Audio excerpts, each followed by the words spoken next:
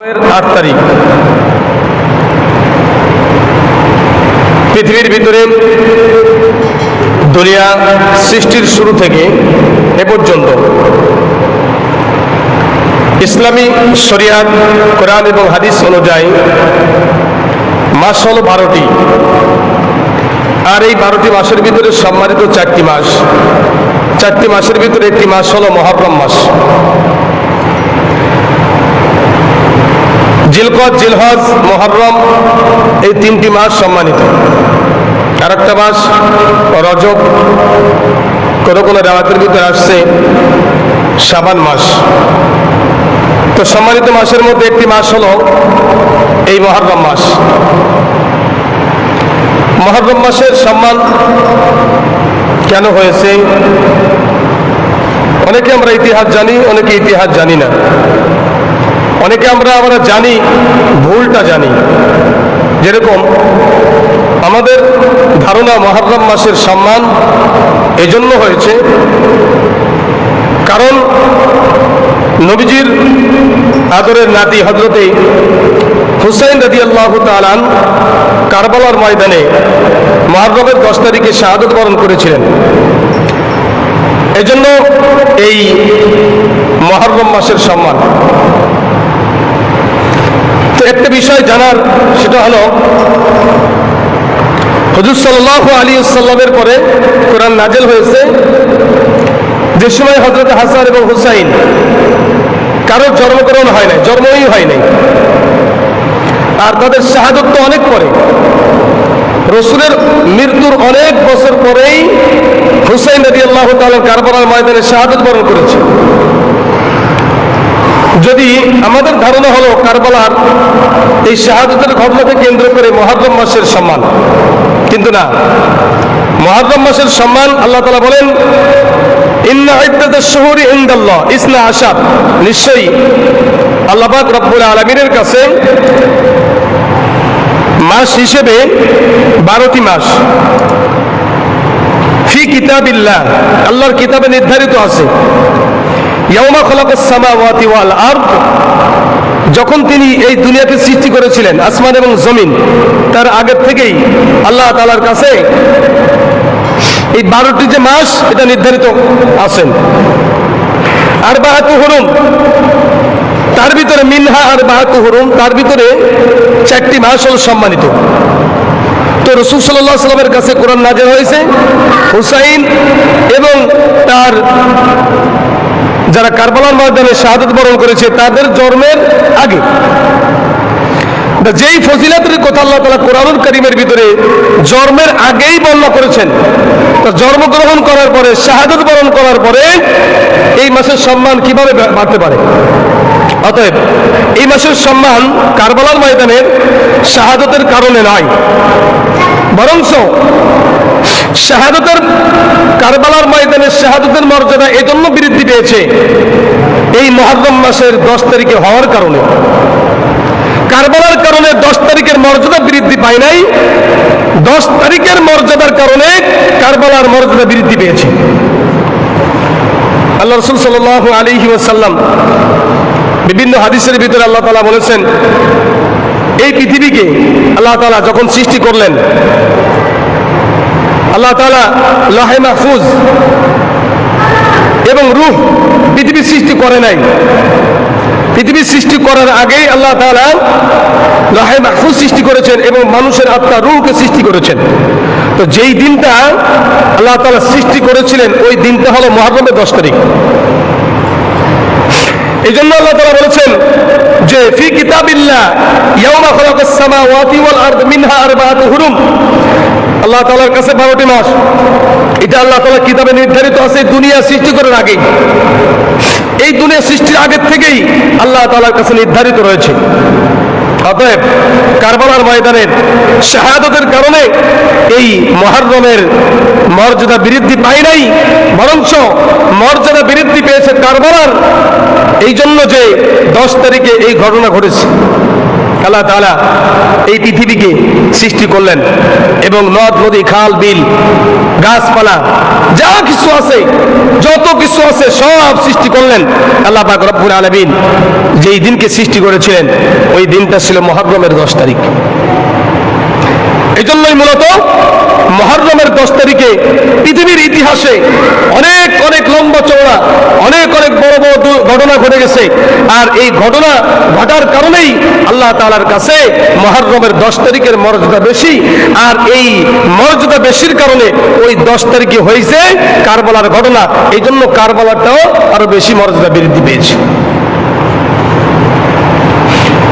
আল্লাহ তাআলা বলেন, فتلقى آدم من ربه كلمات فتاب عليه إنه هو التواب الرحيم।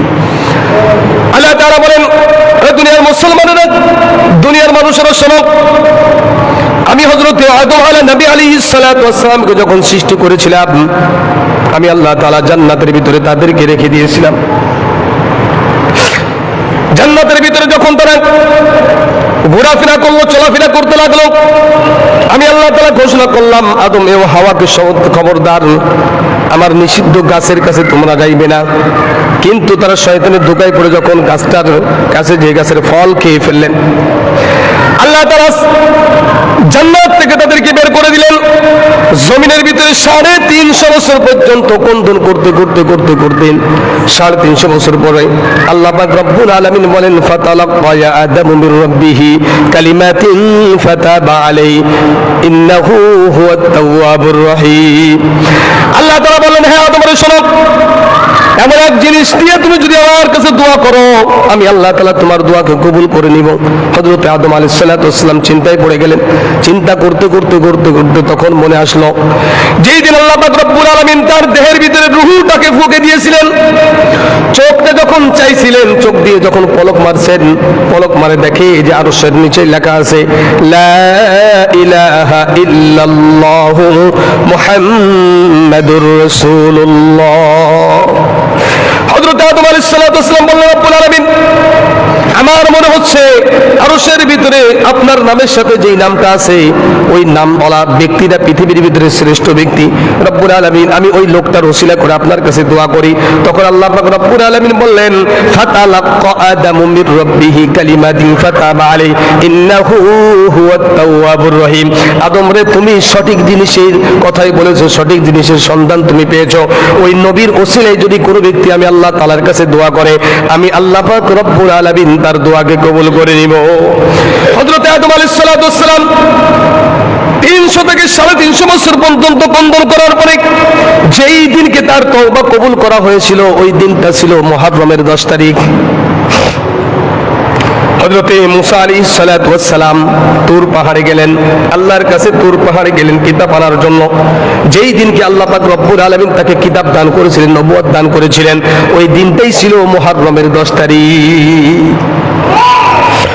হযরত নূহ আলাইহিস সালাতু ওয়াস সালাম, হযরত নূহ আলাইহিস সালাতু ওয়াস সালাম যখন আল্লাহর কাছে বদদোয়া করলেন, রব্বুল আলামিন, আমার কওমদেরকে যতই আমি দিনের দাওয়াত দিই না কেন, তারা দিন থেকে তারা ফিরে যাইতেছে, পিছনে চলে যাইতেছে। রব্বুল আলামিন, আমি তোমার কাছে একটা বদদোয়া করি তাদের জন্য, তাদের পরে একটা গজব নাজিল করে দাও।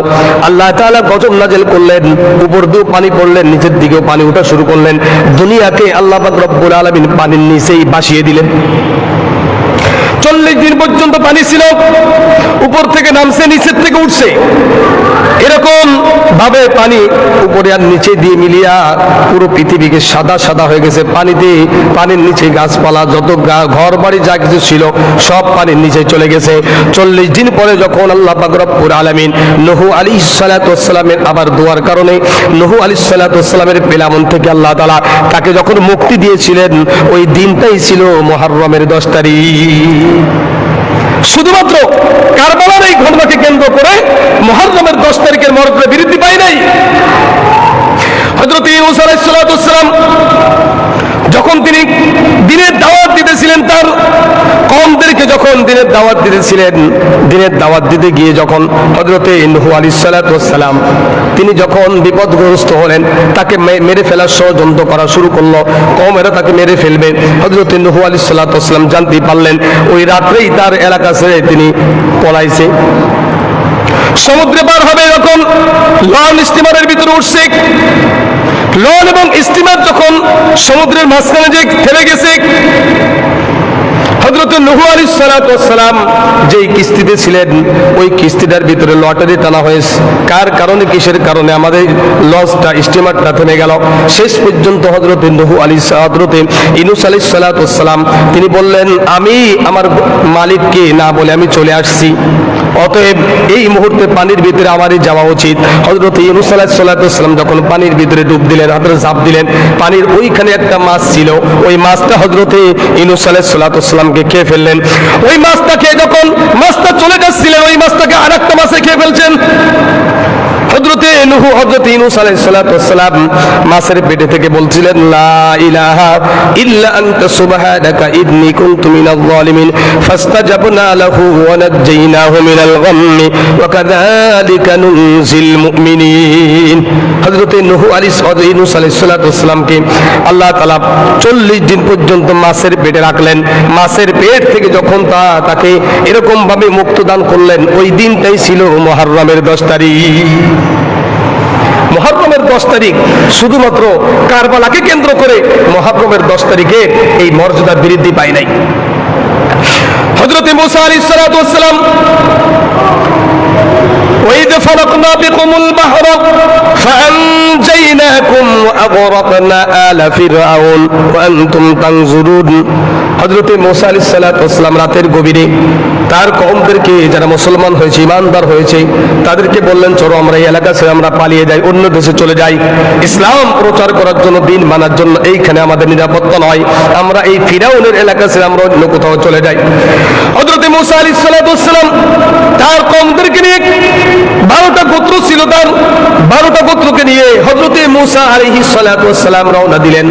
রওনা দিতে দিতে যখন নীল দরিয়ার কাছে আসলেন, মূসা আলাইহিস সালাতু ওয়াস সালামের কওমরা বললেন, ও আমার নবী, ও আমাদের নবীরা শোনো, ও আমাদের নবী, এই যে এত বিশাল একটা নদী আমরা কিভাবে পার হব? এই পানির ডাক অনেক বেশি, স্রোত অনেক বেশি, কিভাবে আমরা পার হব? তো আল্লাহ তাআলার কাছে হযরত মূসা আলাইহিস সালাতু ওয়াস সালাম 2 রাকাত নামাজ পড়ে আল্লাহ তাআলার কাছে সিজদা করে আল্লাহ তাআলার কাছে দোয়া করলেন, রব্বুল আলামিন, এখন আমার কওমদেরকে নিয়ে আমি কিভাবে পার হব? ওই ইস্তাসকা মূসা লিকওমিহি, যে দোয়া করলেন, আল্লাহ পাক রব্বুল আলামিন বললেন, মূসা রে, তোমার হাতে ওটা কি? কয়, আমার লাঠি। ওই লাঠি দিয়ে তুমি পানিতে আঘাত করো।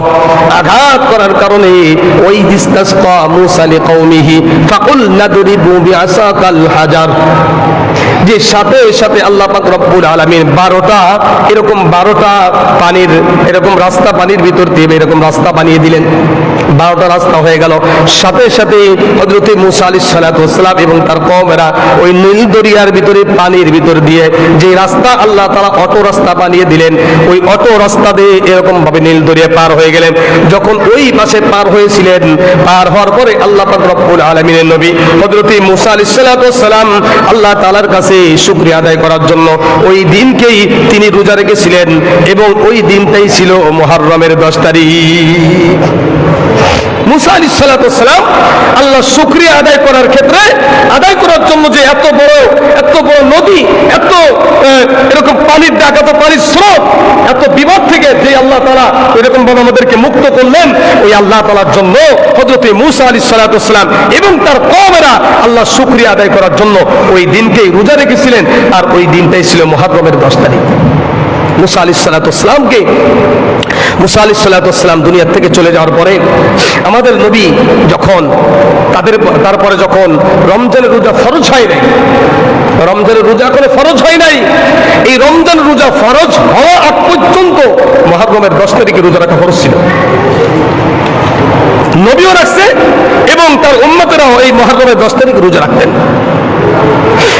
আল্লাহ নবী বিশ্বনবী মুহাম্মদ রাসূলুল্লাহ সাল্লাল্লাহু আলাইহি ওয়াসাল্লাম মক্কায় যতদিন ছিলেন এই মুহররমের 10 তারিখে তিনি রোজা রাখতেন। মক্কা থেকে হিজরত করে যখন মদিনায় চলে গেলেন, মদিনায় যাওয়ার পরেই প্রথম বছর তিনি এই মুহররমের 10 তারিখে রোজা রাখলেন। রোজা রাখার পরে একজন সাহাবী এসে বলতেছেন, ইয়া রাসূলুল্লাহ, ইয়া হাবিবাল্লাহ, আমরাও তো মুহররমের 10 তারিখে রোজা রাখি, ইহুদিরাও মুহররমের 10 তারিখে রোজা রাখে। ইহুদিদেরকে প্রশ্ন করা হয়েছিল, তোমরা কেন মুহররমের 10 তারিখে রোজা রাখো?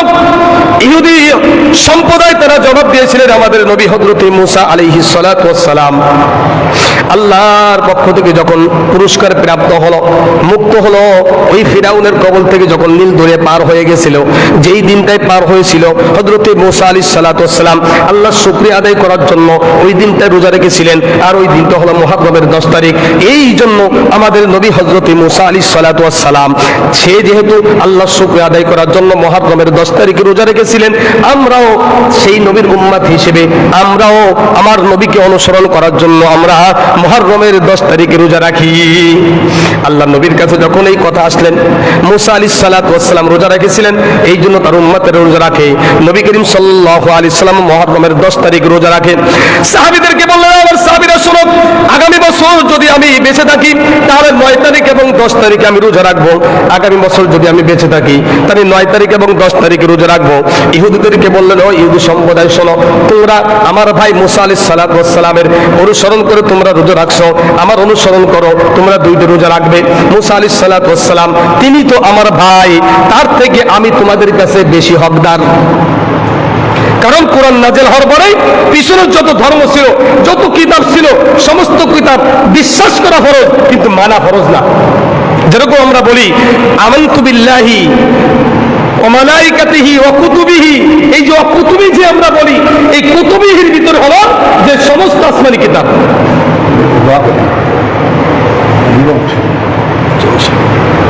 কুতুবিহি যে বলি আমরা, এই কুতুবির ভিতরে হলো হযরত আদম আলাইহিস সালাতু ওয়াস সালাম থেকে নিয়ে আমাদের নবী পরে যে কোরআন নাযিল হয়েছে, এর আগে যত কিতাব আল্লাহ তাআলা জমিনে নাযিল করেছিলেন 104 খানা কিতাব আমরা শুনেছি। এই 104 খানা কিতাবকে বিশ্বাস করার নাম হলো ঈমান, আর কোরআনের পরে আমল করার নাম হলো ঈমান। কোরআনকে খালি বিশ্বাস করলে হবে না, কোরআনের উপর আমল করা লাগবে। আর অন্য নবীদের পরে যেই কোরআন নাযিল হয়েছে, এই মানে যেই কিতাব নাযিল হয়েছে, ওই কিতাবের পরে আমল করা লাগবে, ওই কিতাবকে শুধু বিশ্বাস করতে হবে যে হ্যাঁ কুতুবিহি, যত কিতাব আল্লাহ তাআলা দুনিয়ায় জমিনে যত নবী রাসূলের পরে নাযিল করেছেন সমস্ত কিতাবগুলো সত্য, এটাকে বিশ্বাস করতে হবে। তো আল্লাহ নবী মুহাম্মদ রাসূলুল্লাহ সাল্লাল্লাহু আলাইহি ওয়াসাল্লাম তিনি সাহাবীদেরকে বললেন যে তোমরা এরকম ভাবে তোমরা রোজা রাখো, তো আগামী বছর যদি আমি বেঁচে থাকি তো 9 তারিখও রোজা রাখবো, 10 তারিখও রোজা রাখবো। কারণ আমাদেরকে রাসূল সাল্লাল্লাহু আলাইহি ওয়াসাল্লাম ইহুদি খ্রিস্টানদের বিরোধিতা করার জন্য আমাদেরকে আদেশ করেছেন। যেই কাজটা ইহুদিরা করবে তোমরা তার উল্টো করবে। তাই ইহুদিরা একটা রোজা রাখে, আমাদের কয়টা রোজা রাখতে হবে? রোজা যদি কেউ রাখে তার 2টা রোজা রাখবে, 9 তারিখ এবং 10 তারিখ। তো আজকাল 8 তারিখ গেল, মুহররমের রোজা কয়টা? 2টা। মুহররমের রোজা কয়টা? 2টা, 9 তারিখ 10 তারিখ। তো আজকে তো 8 তারিখ গেছে, আগামীকাল হলো শনিবার 9 তারিখ। যদি কেউ রোজা রাখতে চায়, রোজা রাখলে সব আছে, না রাখলে কি নাই? গুনাহ নাই। তো সব অনেক বেশি, সব কি অনেক বেশি, 1 বছরের গুনাহ মাফ, 1 বছরের গুনাহ। এই জন্য যদি আমরা কেউ রোজা রাখতে চাই তো কয়টা রোজা রাখবো? 2টা রোজা, 9 তারিখ 10 তারিখ, অথবা 10 তারিখ 11 তারিখ, এটাও রাখলে হবে। তবে বেশি হাদিসের ভিতরে আসছে 9 এবং 10, ধর আগামীকাল শনিবার আর রবিবার, এই 2টা রোজা রাখবে। অর্থাৎ যদি কেউ রোজা রাখতে চাই তো আজকে রাত্রে খেয়ে আগামীকাল শনিবার একটা রোজা রাখবে, আগামীকাল শনিবার রাত্রে খেয়ে রবিবার আর একটা রোজা রাখবে। এই 2টা রোজা রাখা উম্মতের জন্য সুন্নাহ। যদি কেউ রোজা রাখতে চাই তো 2টা রোজা রাখবে, মুহররমের 2টি রোজা। হুজুর সাল্লাল্লাহু আলাইহি সাল্লাম হাদিসের ভিতরে বর্ণনা করেছেন, আফদালুস সিয়াম বা'দা রমাদান শাহরুল্লাহিল মুহররম, রমজান মাসের পরে শ্রেষ্ঠ মাস মুহররম এবং শ্রেষ্ঠ রোজা মুহররমের রোজা। আর ফরজ নামাজের ভিতরে শ্রেষ্ঠ নামাজ হলো ফরজ নামাজ, আর রাতের ভিতরে শ্রেষ্ঠ নামাজ হলো তাহাজ্জুদের নামাজ। এই হাদিসের ভিতরে বর্ণনা করা হয়। এই জন্য যদি আমরা রোজা রাখতে চাই তো রোজা কয়টা রাখবো? 2টা রোজা, শনিবার এবং রবিবার। শনিবার এবং রবিবার, যদি শনিবার কেউ রাখতে না পারে তো রবিবার এবং সোমবার রাখবো। তো বেশিরভাগ বলা হয়েছে 9 এবং 10। আর 9 তারিখে যদি কেউ রাখতে না পারে 10 তারিখে রোজা রাখছে, মনে ছিল না বা কোনো কারণবশত শুধু 10 তারিখে রোজা রাখছে, তো শুধু 10 তারিখে যদি রোজা না রাখে 10 এবং 11 তারিখ যেন আবার রোজা রেখে দেন। তা 2টা রোজা রাখলে ওই ইহুদিদের বিরুদ্ধে করা হবে। আর আমাদেরকে ইহুদিদের খ্রিস্টানদের বিরোধিতা করার জন্যই আমাদেরকে আদেশ করা হয়েছে। এই জন্য আমরা রোজা রাখবো কয়টা? 2টা। একটা রোজা রাখবো না, একটা রোজা রাখা নিষেধ। রাসূল সাল্লাল্লাহু আলাইহি সাল্লাম বলেছিলেন, আগামী বছর যদি আমি বেঁচে থাকি তো আগামী বছর আমি 9 এবং 10 তারিখে রোজা রাখবো। তো আল্লাহ পাক রব্বুল আলামিন আগামী বছর আসার আগেই রাসূল সাল্লাল্লাহু আলাইহি সাল্লাম জমিন থেকে আল্লাহ পাক রব্বুল আলামিনের দিদারে আল্লাহর কাছে চলে গিয়েছিলেন। এই জন্য পরবর্তী বছরে আর 9 তারিখে তিনি রোজা রাখতে পারেন নাই, কারণ তিনি বলে গেছেন। এই জন্য মুহররমের 10 তারিখ মূলত ওই যে আমাদের ধারণা যেটা যে মুহররমের 10 তারিখে কারবালার ময়দানে ইমাম হুসাইন রাদিয়াল্লাহু তাআলা শাহাদাত বরণ করেছিলেন, এ কারণেই মুহররমের 10 তারিখের মর্যাদা। আসলে কিন্তু আমাদের ধারণা সম্পূর্ণ ভুল। কারণ যখন কোরআন নাযিল হয়েছে হাসান হুসেন ছিল না, ফাতেমাই জন্মগ্রহণ করে নাই, বা থাকলেও ছোট ছিল। তার বিবাহের পরে এরপর হাসান হুসেন হয়েছে। আর রাসূল সাল্লাল্লাহু আলাইহি ওয়াসাল্লামের জন্মের কত বছর পরে এই ইমাম হুসেন রাদিয়াল্লাহু তাআলা কারবালার ময়দানে কি শাহাদাত বরণ করেছে? 4 খলিফার পরে তো ইন্দ্রা আসছে। তো কারবালার ময়দানের মর্যাদা অর্থাৎ মুহররমের 10 তারিখের মর্যাদা এটা কারবালার ঘটনাকে কেন্দ্র করে নয়, এটা পৃথিবীর ইতিহাসে আল্লাহ পাক রব্বুল আলামিন অসংখ্য অগণিত ঘটনাগুলি আল্লাহ তাআলা ঘটিয়েছেন এই মুহররমের 10 তারিখে। তো হযরতে মূসা আলাইহিস সালাম যখন নীল দরিয়া পার হয়ে ওইবারে গেলেন, তো আল্লাহ শুকরিয়া আদায় করার জন্য মুহররমের 10 তারিখে তিনি রোজা রাখছেন, তার উম্মতের রোজা রাখছেন। আমাদের নবী তিনিও রোজা রাখছেন মুহররমের 10 তারিখে, এবং তিনি যখন মক্কা থেকে হিজরত করে মদিনায় চলে গেলেন তখনও তিনি মদিনায় যাও মুহররমের 10 তারিখ রোজা রাখছেন এবং উম্মতদেরকে বলছেন, আগামী বছর যদি আমি বেঁচে থাকি 9 এবং 10 তারিখে রোজা রাখবো এবং তোমরা 9 এবং 10 তারিখে রোজা রাখবে। এই জন্য আমরা যারা রোজা রাখতে চাই তারা আমরা হুজুর সাল্লাল্লাহু আলাইহি সাল্লাম হাদিসের ভিতরে বর্ণনা করেছেন যে এই পৃথিবী সৃষ্টি করছেন আল্লাহ তাআলা 6 দিনে। পৃথিবী সৃষ্টি করার পরে রহমতের বৃষ্টি আল্লাহ তাআলা যে দিনকে এই পৃথিবীতে নাজিল করছেন ওই দিনটা ছিল মুহররমের 10 তারিখ। শুধু তাই নাই, এই পৃথিবীতে হযরতে জিবরাইল আলাইহিস সালাম সর্বপ্রথম রহমত নিয়ে নাজিল করেছেন, রহমত নিয়ে আগমন করেছেন, ওই দিনটাই ছিল মুহররমের 10 তারিখ। তো পৃথিবীর ইতিহাস অনেক লম্বা চড়া ইতিহাস। হযরতে নবী করিম সাল্লাল্লাহু আলাইহি ওয়াসাল্লাম আমাদেরকে এই ইতিহাসগুলো জানার জন্য বলেছেন। তো মুহররমের 10 তারিখ কারবালার ঘটনাকে কেন্দ্র করে এই মুহররমের 10 তারিখের মর্যাদা বৃদ্ধি হয় নাই, বরঞ্চ এই মুহররমের মর্যাদা আগের থেকেই পৃথিবীতে ছিল। ওয়াইয়ুবা ইয নাদা রাব্বাহু আন্নী মাসসানিয়া দুরু ওয়া আনতা আরহামুর রাহিমিন। হযরত আইয়ুব আলাইহিস সালাতু ওয়াস সালাম 18 বছর পর্যন্ত তিনি অসুস্থ ছিলেন। 18 বছর একটানা শরীরের গোশতগুলো পোকায় খেয়ে ফেলছে, শরীর থেকে গোশতের টুকরা খসে খসে পড়তেছিলেন। পোকা যখন পড়ে যায় হযরত আইয়ুব আলাইহিস সালাতু ওয়াস সালাম পোকাটাকে ধরে আবার নিজের শরীরে বসাই দেয় যে আল্লাহ তাআলা তোকে বলছেন খাওয়ার জন্য, তোরা খা, কেন চলে যাইতিস? যখন 18 বছর পার হয়ে গেল, পরীক্ষা শেষ। এটা একটা পরীক্ষা ছিল হযরত আইয়ুব আলাইহিস সালাতু ওয়াস সালাম। 18 বছর পরে যখন পরীক্ষা শেষ হয়েছে, সমস্ত ফেরেশতারা আল্লাহর কাছে বলছে, রব্বুল আলামিন আইয়ুব আলাইহিস সালাতু ওয়াস সালাম আসলে কি ধন দৌলতের পাগল ছিলেন না, একমাত্র আপনারই পাগল ছিলেন। এই জন্য যখন তার জিহ্বার ভিতরে পোকা লাগতে গিয়েছিল তখন আল্লাহর কাছে বলতেছে, রব্বুল আলামিন জিহ্বার ভিতরে যদি পোকা লাগে তাহলে আমি তোমার নামটা কিভাবে ডাকবো, তোমাকে আমি কিভাবে ডাকবো? এই জন্য বলা হয়েছে জিহ্বার ভিতরে ঘা হয় নাই, আর সমস্ত শরীর পচে এরকম গোশত খসে খসে পড়ে যাইতেছিল।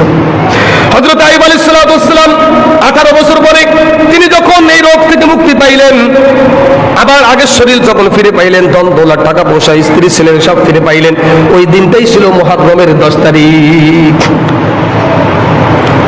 মুহররমের 10 তারিখ হযরত ঈসা আলাইহিস সালাতু ওয়াস সালাম 33 বছর বয়সে হযরত ঈসা আলাইহিস সালাতু ওয়াস সালামকে সশরীরে আল্লাহ তাআলা যখন জমিন থেকে উঠাই নিলেন, ওই দিনটাই ছিল মুহররমের 10 তারিখ। হযরত ইব্রাহিম আলাইহিস সালাতু ওয়াস সালামকে যখন নমরুদ আগুনের ভিতরে ফেলে দিয়েছিল, আল্লাহ পাক রব্বুল আলামিন আগুনকে বললেন, আগুন রে খবরদার আমার বন্ধুর শরীরে একটা পশম যেন না পড়ে। 40 দিন পরে যখন হযরত ইব্রাহিম আলাইহিস সালাতু ওয়াস সালাম নমরুদের আগুন থেকে যখন মুক্ত পাইলেন, তাকে যখন মুক্ত হয়ে গেলেন, ওই দিনটাই ছিল মুহররমের 10 তারিখ। অনেক অনেক ঘটনা মুহররমের 10 তারিখে ঘটেছে। পৃথিবী সৃষ্টি আল্লাহ তাআলা মুহররমের 10 তারিখে করেছে। তো এই ঘটনাকে কেন্দ্র করে মুহররমের 10 তারিখের সম্মান। আর মুহররমের 10 তারিখে ঘটনা ঘটেছিল হযরতে ইমাম হুসাইন রাদিয়াল্লাহু তাআলা কারবালার ময়দানে তিনি শাহাদাত বরণ করলেন।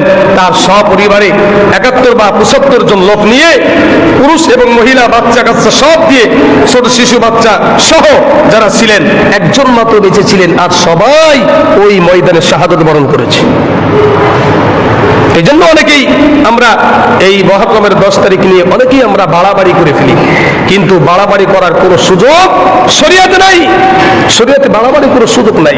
এমন নয় যে আমার জন্মের কারণে এই দিনের মর্যাদা পাইছি। একজন ব্যক্তি যদি শুক্রবারে জন্মগ্রহণ করে, আচ্ছা ওই ব্যক্তির কারণে কি শুক্রবারের মর্যাদা না শুক্রবার আগের থেকে মর্যাদা বেশি? জুমার দিন এটা আগের থেকে মর্যাদা না? এখন যদি কেউ কয় যে আমি জন্মগ্রহণ করেছি শুক্রবারে, এই জন্যই আমার জন্মের কারণে শুক্রবারের দিনে কি হয়েছে? সম্মানিত হয়েছে, তাহলে এটা ভুল না? তো আমাদের ধারণা হলো হযরতে ইমাম হুসাইন রাদিয়াল্লাহু তাআলা কারবালার ময়দানে যেই দিন শাহাদাত বরণ করেছেন, ওই দিনটাই ছিল মুহররমের 10 তারিখ। আর এ কারণেই মুহররমের 10 তারিখের মর্যাদা বৃদ্ধি পাইছে। কিন্তু আসলে তা কিন্তু না। এটা ইসলাম ইতিহাস সম্পূর্ণ আমরা যেটা জানি সম্পূর্ণ ভুল। এই জন্য আমরা তো জানার চেষ্টা করি না যে আসলে মুহররমের 10 তারিখের মর্যাদা কোত্থেকে আসলো, জানার চেষ্টা করি না। আল্লাহ তাআলা বলছেন, ইন্না ইদ্দাতুশ শুহুরি ইনদাল্লাহ 12 শাহরান ফি কিতাবিল্লাহ। অর্থাৎ এই জমিন আসমান, এরপরে বলেছেন ইয়াউমা খালাকাস সামাওয়াতি ওয়াল আরদ মিনহা আরবাআতু হুরুম। আল্লাহ তাআলা বলতেছেন কোরআনের ভিতরে, কোরআন নাযিল হয়েছে নবীর উপরে, নবীর মৃত্যুর পরে কোনো আয়াত নাযিল হয় নাই। এই কোরআনের এই আয়াত দ্বারা প্রমাণিত যে মুহররমের 10 তারিখের মর্যাদা এই ইমাম হুসাইন রাদিয়াল্লাহু তাআলার কারবালার ময়দানে শাহাদাত বরণ করার কারণে হয় নাই, বরঞ্চ এই দিনের মর্যাদা আল্লাহর কাছে আগের থেকেই ছিল। এই জন্য তো আল্লাহ তাআলা বলেছেন যে পৃথিবীর সৃষ্টির শুরু থেকে নিয়ে এই পৃথিবীতে 12টি মাস, আর এই 12টি মাসের ভিতরে সম্মানিত 4টি মাস। 4টি মাসের ভিতরে একটা হলো মুহররম। আর হযরত মুসা আলাইহিস সালাতু ওয়াস সালাম তো নবীর মৃত্যুর জন্মের অনেক আগের কথা, তিনিও এই মুহররমের 10 তারিখ রোজা রাখছেন আল্লাহ শুকরিয়া আদায় করার জন্য। তো এই দিনকে রোজা রাখছেন তিনি, এবং উম্মতরাও এই দিনকে রোজা রাখছেন। আমাদের নবীর উপরেও এবং উম্মত মুহাম্মাদের উপরেও মুহররমের 10 তারিখ রোজা রাখা ফরজ ছিল। রসুল রাখতেন, রসুল রাখছেন। রসুল জন্মের পরে রাখছেন না মৃত্যুর পরে রাখছেন রোজা? মৃত্যুর পরে কি করে রোজা রাখতে পারে? নবীর মৃত্যুর অনেক বছর পরেই ইমাম হুসাইন রাদিয়াল্লাহু তাআলা কারবালার ময়দানে শাহাদাত বরণ করেছে।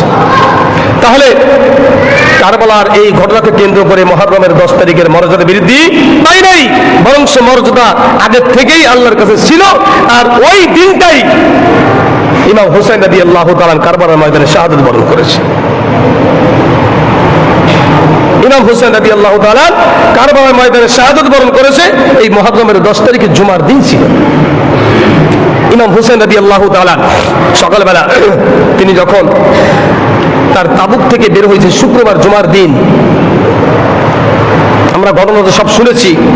তো ইমাম হুসাইন রাদিয়াল্লাহু তাআলা সকালবেলা উনি ফজরের নামাজ আদায় করে তিনি কোরআন শরীফ পড়তেছিলেন, সূরা ইয়াসিন তেলাওয়াত করতেছিলেন। তেমন সময় তার স্ত্রী বলতেছেন যে আমাদের তাবুতে একটু পানি নাই। তো ছোট্ট বাচ্চা 6 মাস বা এর কম বেশি হইব বা একটু বেশি হইব, ছোট্ট বাচ্চা, সে দুধ পাইতেছে না মায়ের, দুধ পাইতেছে না। পানি না খেলে দুধ হয় না, খাবার না খেলে দুধ আসে না। অথচ তার ঘরে বা তার কাছে কোনো কিছু নাই। তো ইতিহাসের ভিতরে পাওয়া যায় ইমাম হুসাইন রাদিয়াল্লাহু তাআলা তার ছোট্ট সন্তানকে একটু পানি পান করার জন্য যখন যাইতেছিলেন, তো ইয়াজিদের যেই বাহিনীরা তারা তীর ছুঁড়ে মারছে, ইমাম হুসাইন রাদিয়াল্লাহু তাআলা এই ছোট্ট সন্তানের গায়ে লেগে তিনি ওখানে শাহাদাত বরণ করেছেন। ইমাম হুসাইন রাদিয়াল্লাহু তাআলা আসলে যুদ্ধ করার জন্য যায় নাই, সন্ধি করার জন্য গিয়েছিলেন, দাওয়াতের নিয়তে গিয়েছিলেন। যুদ্ধের জন্য যাইতো তাহলে তার লোকজন বেশি যাইতো, কারণ তার লোক তো অনেক ছিল, অনেক লোক ছিল, কিন্তু কিন্তু যুদ্ধের জন্য যায় নাই। তিনি গিয়েছিলেন শুধুমাত্র তাদের সঙ্গে সন্ধি করার জন্য এবং তাদেরকে দিনের দাওয়াত দেওয়ার জন্য। ইমাম হুসাইন রাদিয়াল্লাহু তাআলা সকালবেলা যখন কোরআন তেলাওয়াত করলেন, এজিদের সমস্ত লোকেরা তাকে চতুর্দিক দিয়ে ঘিরে ফেললেন। ইমাম হুসাইন রাদিয়াল্লাহু তাআলা বললেন, আমি তো যুদ্ধ করার জন্য আসি নাই, আমি তোমাদের সঙ্গে যুদ্ধ করব না। এজিদ বাহিনী বললেন, যুদ্ধ আমাদের সঙ্গে করতেই হবে। শেষ পর্যন্ত হযরত ইমাম হুসাইন রাদিয়াল্লাহু তাআলা যুদ্ধের পোশাক পরে যখন যুদ্ধের ময়দানে বের হলেন, ইমাম হুসাইন রাদিয়াল্লাহু তাআলা যুদ্ধের সময় যখন যুদ্ধের জন্য বের হয়েছেন, জুমার নামাজের আজান হয়ে গেছে। ইমাম হুসাইন রাদিয়াল্লাহু তাআলা যখন তার কানে জুমার নামাজের আজান আসলো, আমরা অনেকেই ইমাম হুসাইনকে অনেক মহব্বত করি। আমরা বলি মহব্বতের কারণে নিজেদের শরীরটাকে এরকম কেটে টুকরা টুকরা করে ফেলি, রক্তাক্ত করে ফেলি। ইমাম হুসাইন রাদিয়াল্লাহু তাআলা শুক্রবারের জুমার দিন 10 মুহররম তিনি যে রক্তাক্ত হয়েছিলেন, তার ওই দৃশ্যটাকে নিজের শরীর আমরা ব্যবহার করার জন্য ছুরি দিয়ে বা চাকু দিয়ে আমার শরীরটাকে আমি কাটি, রক্তাক্ত করে ফেলি। এটাকে মনে করি আমরা আশিক রাসূল। ইমাম হুসাইন রাদিয়াল্লাহু তাআলা এজিদ বাহিনী চতুর্দিকে যখন ঘিরে ফেললেন, আঘাত করতে করতে হযরত ইমাম হুসাইনকে নিস্তেজ করে ফেললেন। ইমাম হুসাইন রাদিয়াল্লাহু তাআলা বললেন, আমাকে একটু কয়েক মিনিট সময় দাও, আমি জুমার 2 রাকাত নামাজ আদায় করে নিই। যদি আমরা আশিক রাসূল দাবি করি, আশিক রাসূল যদি মনে করি যে আমি আশিক রাসূল, আমি ইমাম হুসাইনকে মহব্বত করি, মহব্বতের দাবিদার থেকে যদি কোনো ব্যক্তি এই ঘটনা পড়ে আর সে যদি মনে করে শুধু শরীরের রক্ত বের করলেই সুন্নাত আদায় হবে, ইমাম হুসাইন রাদিয়াল্লাহু তাআলা মৃত্যুর আগ মুহূর্তে মনে চিন্তা করলে আজকে জুমার দিন, জুমার নামাজ আদায় করতে হবে, আল্লাহর ফরজ হুকুম। এজিদ বাহিনীর কাছে বললেন, আমাদের কয়েকটা মিনিট সময় দেওয়া হোক, আমি একটু 2 রাকাত নামাজ আদায় করি, কারণ মনে হচ্ছে আমি দুনিয়ার বেঁচে থাকবো না, আমি আর দুনিয়ায় বাঁচতে পারবো না। তো শেষ মুহূর্তে 2 রাকাত জুমার নামাজ আমি আদায় করে এই সময়টা তুমি আমাকে দাও। এজিদ বাহিনী তাকে সময় দিলেন, নামাজ আদায় করলেন।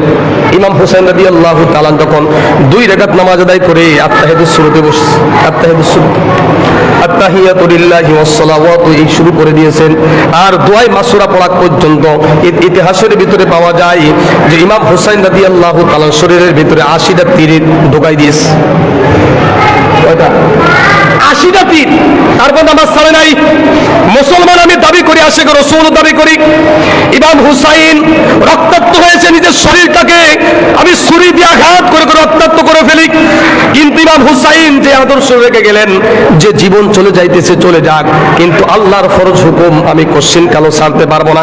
ইমাম হুসাইন রাদিয়াল্লাহু তাআলা মৃত্যুর আগ মুহূর্ত পর্যন্ত আল্লাহর হুকুম জুমার 2 রাকাত ফরজ নামাজ আদায় করে আত্তাহিয়াতুস সুরতে বসা, শুরু থেকে শেষ পর্যন্ত এই সময়ের ভিতরে ইয়াজিদ বাহিনী তার শরীরের ভিতরে 75 থেকে 80টা তীর তার শরীরের ভিতরে ঢুকাই দিয়েছে। এরপর নামাজ আদায় করে নামাজ পড়ে তারপরে গেছে। আর আমরা আশিক রাসূল দাবি করি, আশিক রাসূল দাবি করি, দাড়ি কাটি। আমরা একটু দাড়িকে সুন্দর করে রাখি। আল্লাহ সৌন্দর্যকে পছন্দ করেন, নাউযুবিল্লাহি মিন যালিক।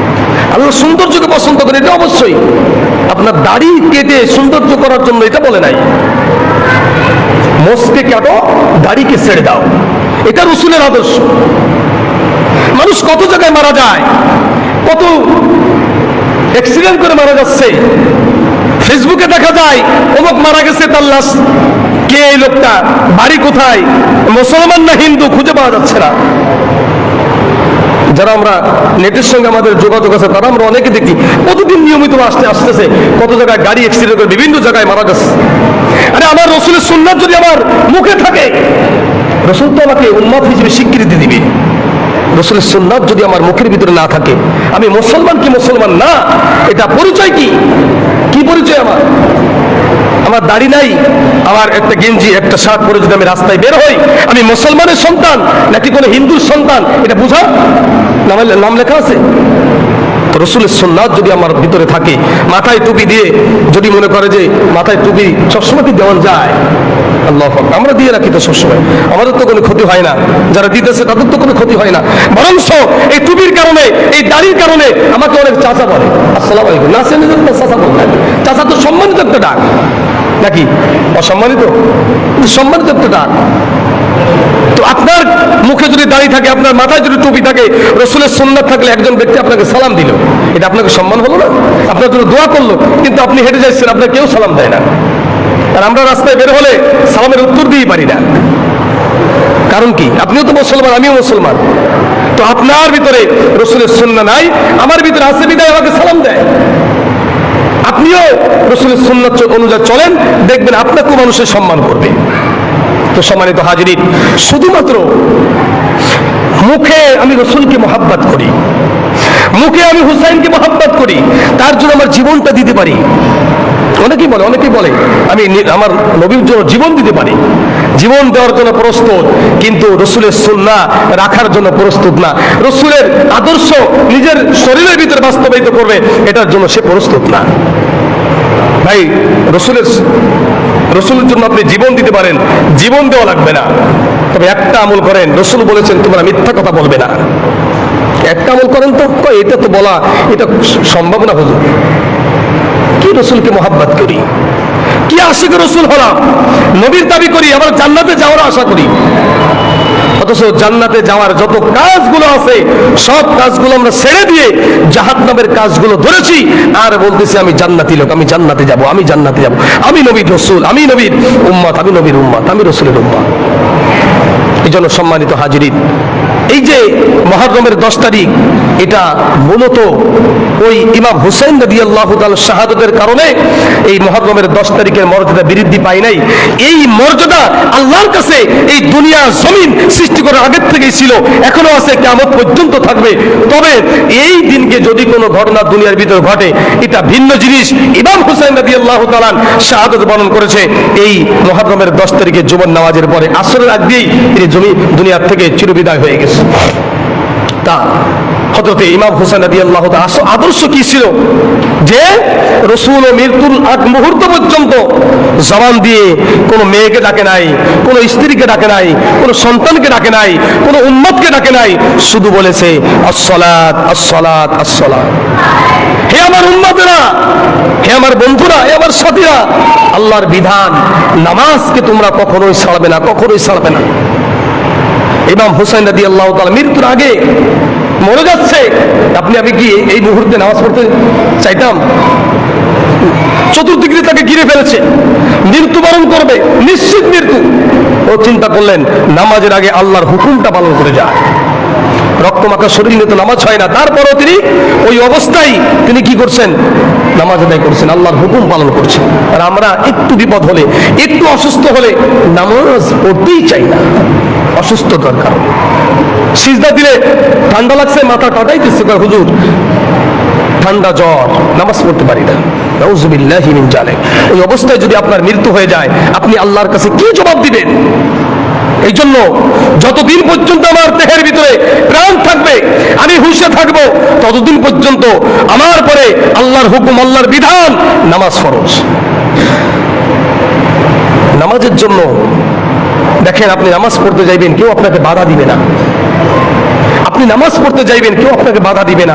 আল্লাহর দ্বীনের কাজ যত কাজগুলো আছে, আল্লাহর পক্ষের যত কাজগুলো আছে, আপনি করতে যাইবেন, কেউ বাধা দিব না।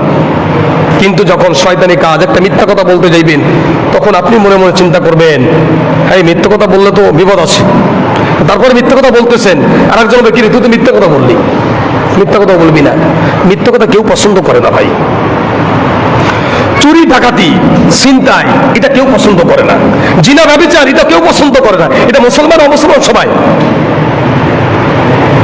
তো এমন এমন খারাপ কাজ আছে, যে খারাপ কাজ অমুসলমানরা পছন্দ করে না, কিন্তু আমরা মুসলমান সেই কাজগুলো অহরহ করতেছি।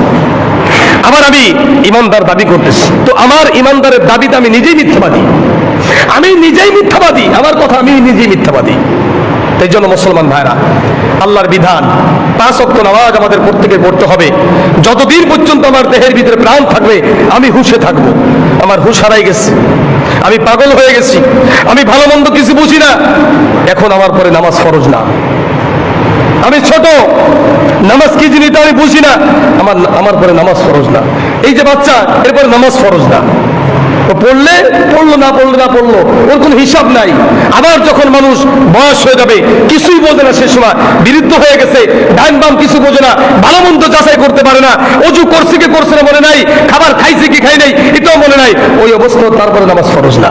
পড়লে পড়লো, না পড়লে না পড়ো, কারণ ওইটার হিসাব আল্লাহর কাছে হবে না। আল্লাহর কাছে হিসাব হবে 12 বছর থেকে নিয়ে আপনার যৌবনকাল, যতদিন পর্যন্ত আপনার জ্ঞান, আপনার দিমাগ, আপনার ব্রেন, আপনার জেহেন ঠিক থাকবে, ততদিন পর্যন্ত আপনার আমলনামা আল্লাহর কাছে মূল্য। এরপরে আল্লাহর কাছে কোনো মূল্য নাই। কিন্তু আমাদের সমাজে আমরা নামাজি হই কখন?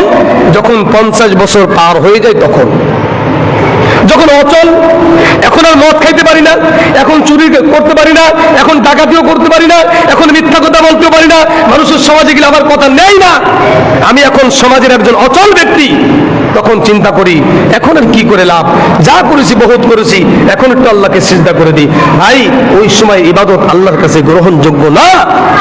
আল্লাহর কাছে গ্রহণযোগ্য যখন আপনি চুরি করেছেন, যখন আপনি ডাকাতি করেছেন, যখন মানুষের হক নষ্ট করেছেন, ওই সময় আপনার ইবাদত ছিল আল্লাহর কাছে প্রিয়। ওই প্রিয় সময়টাকে আপনি দুনিয়ায় সমস্ত খারাপ কাজে ব্যয় করে যখন অপ্রিয় সময় চলে আসছে, তখন আপনি নিস্তেজ হয়ে গেছেন, নিরুপায় হয়ে গেছেন, তখন আসছেন আল্লাহর কাছে মাপ চাইতে। তো আল্লাহ দয়ালু, আল্লাহ রহমানুর রহিম, আল্লাহ যাকে ইচ্ছা তাকে মাফ করতে পারেন, কারোর বাধা দেওয়ার ক্ষমতা নাই। এই জন্য মুসলমান ভাইরা, আমরা আল্লাহর হুকুম 5 ওয়াক্ত নামাজ পড়বো তো ইনশাল্লাহ। হযরত ইমাম হুসাইন রাদিয়াল্লাহু তাআলা এবং নবীকে যারা মহাব্বত করি, তার আদর্শ নিয়ে আমরা চলবো। আল্লাহ সুবহানাহু